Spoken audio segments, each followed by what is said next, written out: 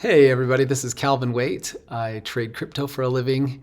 I'm not a registered or licensed financial advisor, planner, or broker, so nothing on this channel should be taken as a recommendation to buy or sell. I also trade all of these things, so I probably have a vested interest in there.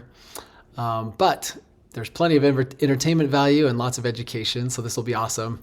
For those of you who didn't know, my subscription channel is live. So look at the link in the description over at cryptoinfluencers.com and you can see how I make all of my trades and what I do and what I think about everything.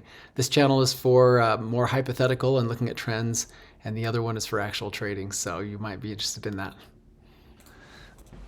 All right, good evening, you guys. It's a little late. I was working all day long. I woke up at 8 o'clock and went over to someone's house to help them clean up and do some moving around and carrying boxes and stuff. I barely got back, like maybe an hour ago, so didn't have a chance to do a video or do much else today, so I thought it would be nice to give you a quick update. So we'll probably get more thorough tomorrow or whatever, and hopefully this week will behave for us all. But I did want to pipe up and talk a little bit about our weekly close. So I was really expecting the week to hold this the 200, and we did not. This is not good news. Not good news at all. So we had a full. We are no longer. The shape of this chart really is not a falling wedge, because I'll show you. Let me get to the line chart. What happened is we fell through our top. So this would have been a falling wedge had we broken up across the top and then come back and found support on the top line. If I zoom in really good, you can see we did not find support on the top line. We found support on the bottom line. We're not in a falling wedge. We are in a descending channel. And you can only know that by, by what the market gives you. So this needs to be here. Sorry about my kids. Wow, they're going crazy. This is the makeup of our chart. All right. Sorry about the, there's a kind of a jump in the video because I had to pause for a second. Okay, but we're back. This is the shape of our current situation. And it just so happens that our 200-week moving average is moving right through the middle of it. What we're doing is a bull flag. So it's still bullish, but we also need to break out the top side for this to stay bullish. Let me pull the candle bars back in. You see how it looks now? This is what's happening. We're still working on our leg down, and there's no change in momentum. In fact, our top line is slightly more steep than our bottom. So, I don't know. It's hard to say. I don't like to see. Well, either way, it's either a falling wedge or it's a descending channel. Both of these are bullish, unless we break out the bottom, which we do not want to do. So that is the current state of our Bitcoin market. The interesting thing about this, though, is I love the sloping down. The sloping down means that bears are having their turn and bulls are going to have their turn. And where this is not very steep, we're kind of getting a nice, easy, slow move down. And when we finally have a breakout, we'll break out probably much more in a more dynamic way. I was trying to think of a time in the past when we did something this calm, because it's really a fairly tight channel. And like, honestly, I don't see one in the recent past that's that organized. I mean, a little one here. I don't know.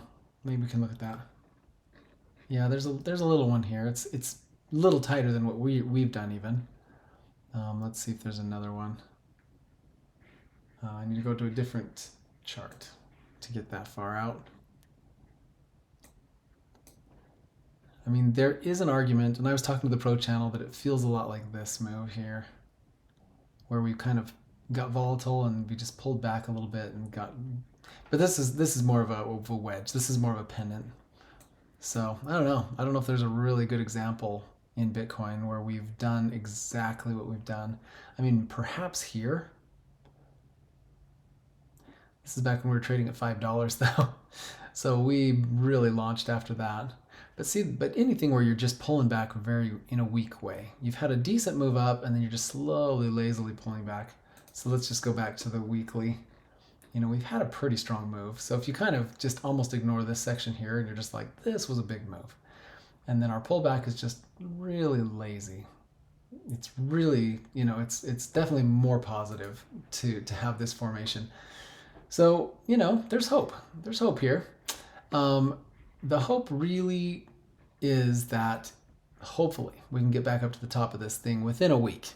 Because if we recover the 200 within the same week, or with the very next week that we lose it, then it becomes support. So that'll be a positive. And so that's kind of the synopsis on the weekly. The daily is a little bit more interesting because we have had a couple of things happen. The bullish engulfing candle that we had a week ago is still intact because it was the lowest close. So we are still, there is still a possibility that this has formed the reversal at the bottom here. Well, we've fallen off twice now since then. So that does not give you a lot of confidence. And what's interesting is that we've had these 2 days that fell off. Yesterday was an indecision day. So this was essentially a ceasefire. So bulls thought they were right, but they were wrong. Bears thought they were right, but they were wrong. And we ended up with this kind of a cartoon ham bone looking candle here. This is an indecision candle. Nobody's right. We don't know if we're going up. We don't know if we're going down. But we like to see these when they're followed by a move to the downside because that indecision means that at least the bears are giving in. Going from bearish to indecision is a tick the right direction. And for the bulls getting run over to stop the bleeding is beneficial. So this green candle, which was our Sunday close, at least it was a ceasefire as far as going down. Well, the candle we just printed is a reversal candle. This is a doji. This is exactly what we want to see at the bottom of a run down. So now we have kind of an interesting situation where we have a leg that has moved all the way down, and we have this reversal candle that could potentially pull us into something. You never know how big the reversal will be, but at least we have a chance. We'll take whatever we can get, right? And we still have a bullish engulfing candle that's still intact. So we have two reversal candles that are still in play at the bottom of this move. So hopefully one of these will hold. And if you look at smaller time frames, there are a couple of things that could happen that might get us out of this situation. As far as this kind of slow bleed we've done for a full, we measured it just a minute ago on the Pro channel, and it was 60 days from the top to today. 60 days. So we have 60 days worth of downside. We've really had a slow, painful move to the downside for 60 days. We've done worse, but still, it's a long time. Well, let's look at the 4 hour. The 4 hour we began a red zone right here, so about halfway through the move. And we had a couple of attempts at exiting. This was a fake out. This one didn't last very long. This was a fake out. This was a fake out. This one was pretty good. This was our best performing exit of the red zone. So these were all kind of in the same vicinity. And this one actually did perform the best, got us up to our top resistance here. But then it fell apart again. So we're looking for the exit. We're looking for the real one. So sometimes we get these fake outs and we're kind of looking for the real one. Well, as we get deeper and deeper into the red zone, the risk reward improves. And by now, our 50 is all the way down to 26,221, 222. And we were there just a few days ago, like almost our high here, 26,206. So we're close. Like it's starting to get into range, which is positive. If we get our 50 nice and low, then we trip over it to exit, and then we're out of here. So the 4 hour is about to give us a chance. And if we zoom in really close, we do have a cross of the 9 and the 20, which is another item. Getting on the other side of the 20 is another one of those, well, there might be a chance. You know what I mean? So we're always looking for these little tiny hints that there's strength in our market. We drop hard, we bounce hard, we drop hard. We're looking for a rational exit that has decent support. If we can exit this and it gives us enough movement to get up to this 50, it'd be really nice to cross it because we've rejected off of it the last 2 times we touched it. So on the smaller time frames, we'll just say, okay, there's a shot, there's a chance.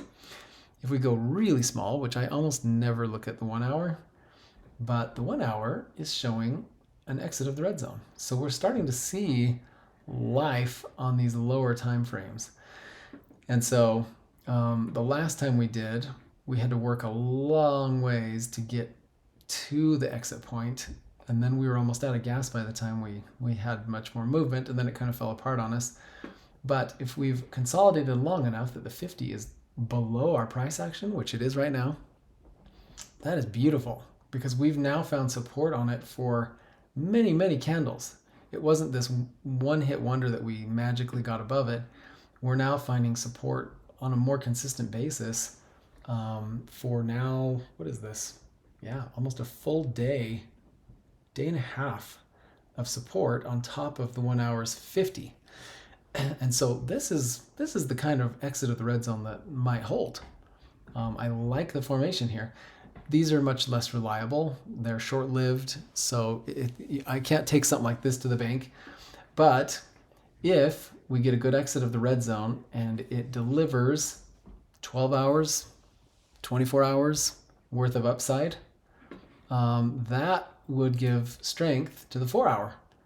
And if the 4 hour exits and really exits for real, we actually get a solid exit and we're really changing direction, an exit of the red zone on the 4 hour can give us weeks, could give us a week of upside. If we really exit the red zone, like here, we were golden for 2 weeks, man. So we're just waiting patiently for that final exit of the red zone. And we've had 1, 2, 3, 4, 5 attempts. You know what I mean? Number 6.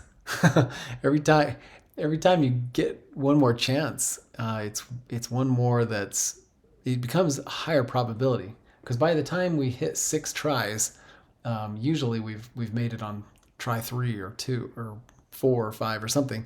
6 is like, okay, chances are getting better that this is it.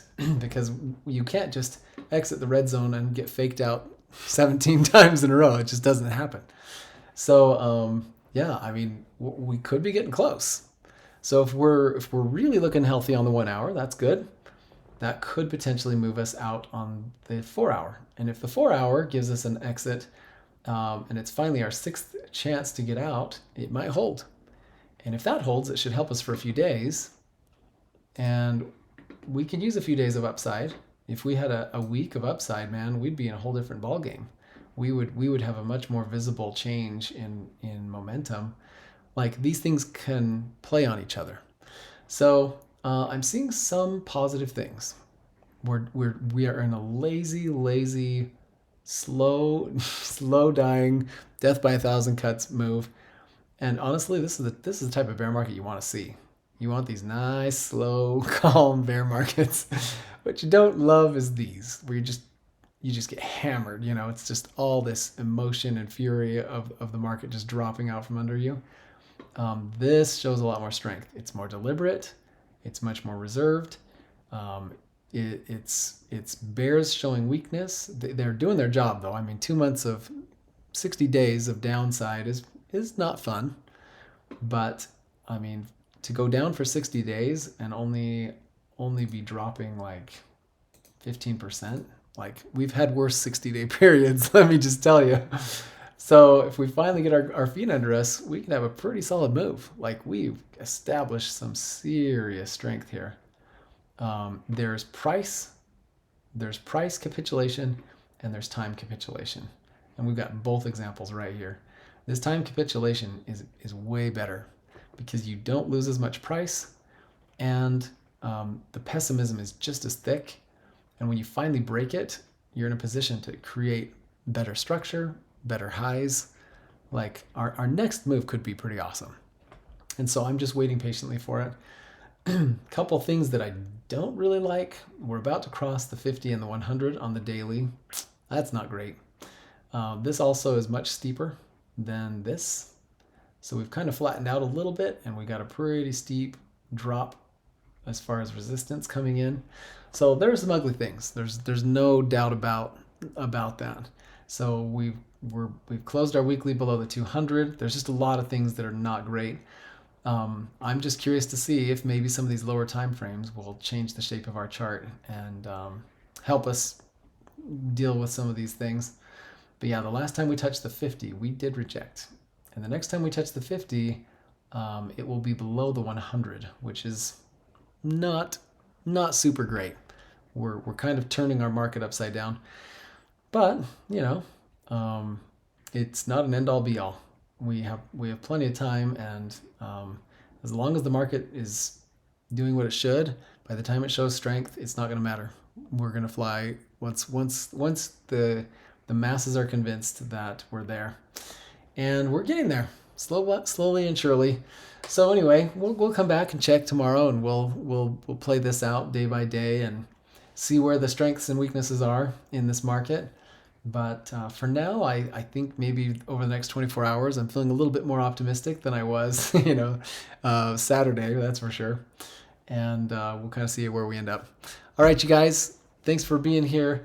I'm gonna do the drawing for the 25 offline and send it right after the video, just so I didn't get a chance. All right, you guys, we'll see you on the next one. See ya. Thanks for making it to the end of my video. Make sure you keep those trades small. Don't force a trade. Don't get impatient. And if you want to see how all this works, please come over and check me out on the subscription channel at cryptoinfluencers.com. Again, the link is in the description.